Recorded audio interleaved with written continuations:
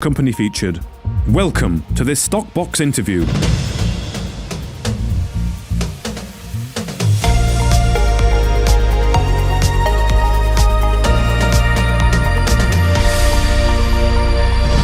Paul Johnson, the CEO of Power Metal Resources, is joining us today to talk about the IPOs that Power Metals will be undertaking as part of the spin-out model that the business is following that we've spoken about before. Now, there's an RNS that recently went out that was putting out an invitation to anyone who wanted to express an interest in, who might be interested in participating in these IPOs. So, Paul, it's not something I've seen before. I wonder, can you sort of elaborate on this a little bit more and why you've done it? No, I think you're right. It's not something that you generally see, Mark. You don't see that many IPOs generally, in fairness. They don't come along too thick and fast.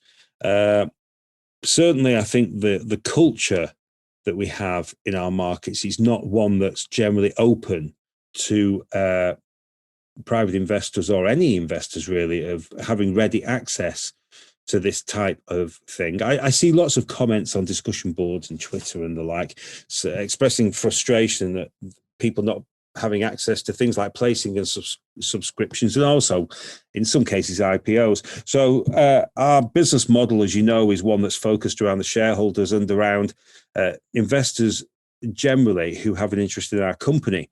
And so we wanted to open this up and say, you know, if you're interested in what we're doing with these spin out IPOs and you want to register that interest, and you can do that by sending us your details.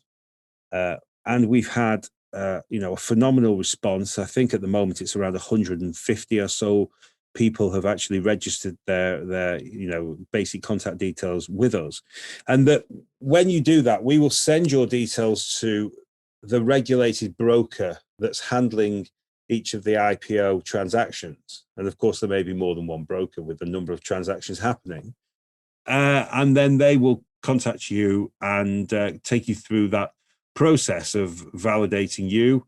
There's lots of regulatory requirements now when you're doing any of this kind of financial stuff, so that you have to go through a process. And there are some suitability kind of checks as well that have to be done. Now, I can't guarantee that any individual investor, will be able to tick all those boxes, but I can open up the process so that they can have a crack. And that's what we've done with this announcement. So if you're interested in the IPOs and you want to consider participation, then if you register your details, there is a link on the RNS that we released yesterday, and we'll see what happens. That's great. That's really good to hear, Paul, because you're very right. You do often see comments of people who are annoyed that there's been a placing, or that they feel they're missing out when they've been perhaps a loyal shareholder. So I think it's really great that you have put out this invitation to express an interest in participating in these IPOs coming from Power. And just from my point of view, I came from a private investing background as well, and I was a little bit apprehensive about signing up with a broker. It's a little bit scary. You don't think you're worthy sometimes, but actually it's fine, and you can get onboarded fairly quickly. You've got to go through all the process, like you say, but it's not a scary process, and once you're on board, you can then participate in IPOs and placings. And I'd encourage anyone to have a go at that if they're interested. It's a very good thing to do.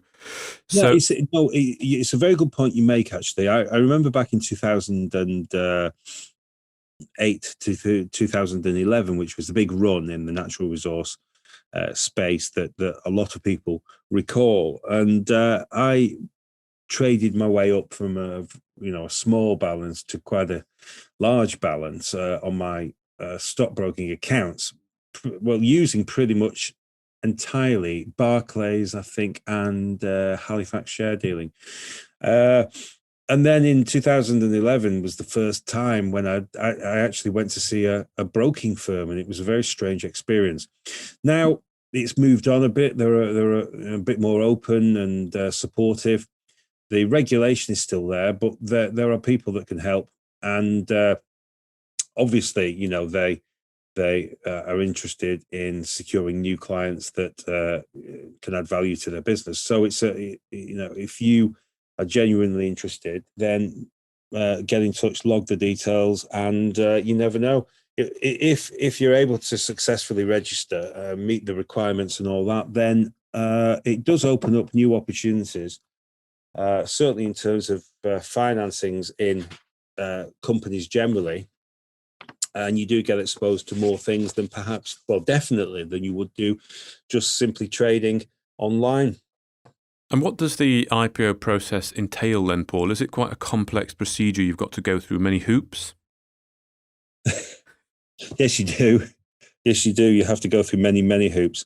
It's a layered process. I suppose if you take one example, if you were seeking to list on AIM, you have to produce an admission document, which is a very long, 100-page type document that contains all the information about the business. And all that information has to be validated and verified, which is why you would need a corporate lawyer. And then you have to engage a corporate lawyer.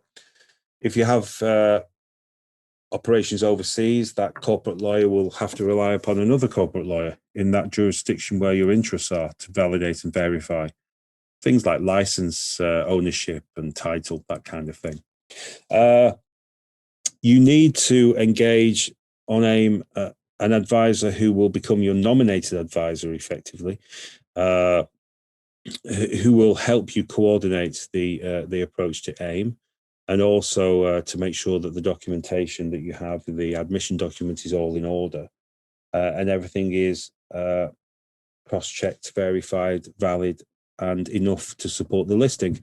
One of the most important documents you need if you're in the natural resource space is a competent persons report, which is effectively a geological technical report, where they look at your projects, the historical information that you're relying upon, the plans, as it were, for development of the project, the viability of the geological proposition, all these different elements.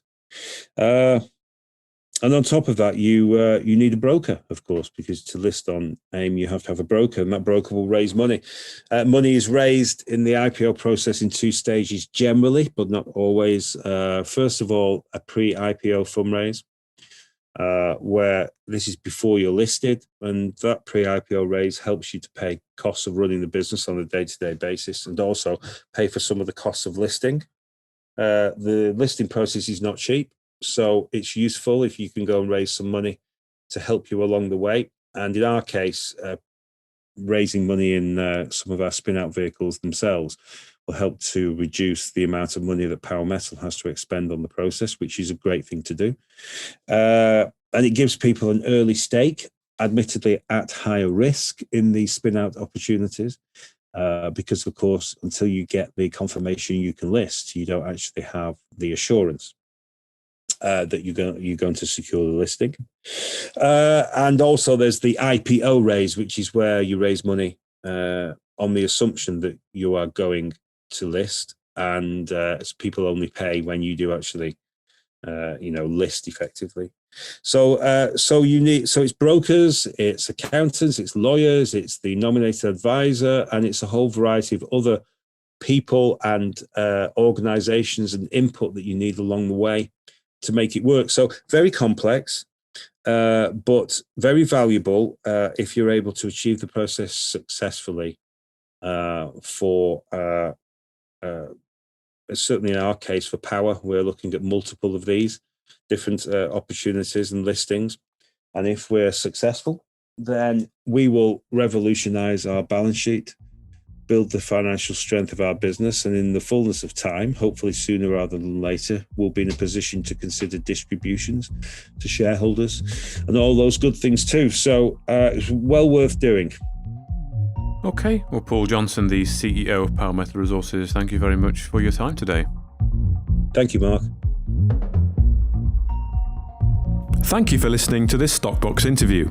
For more information, interviews and videos, visit our website at stockboxmedia.com or give us a follow on Twitter by searching @StockboxMedia.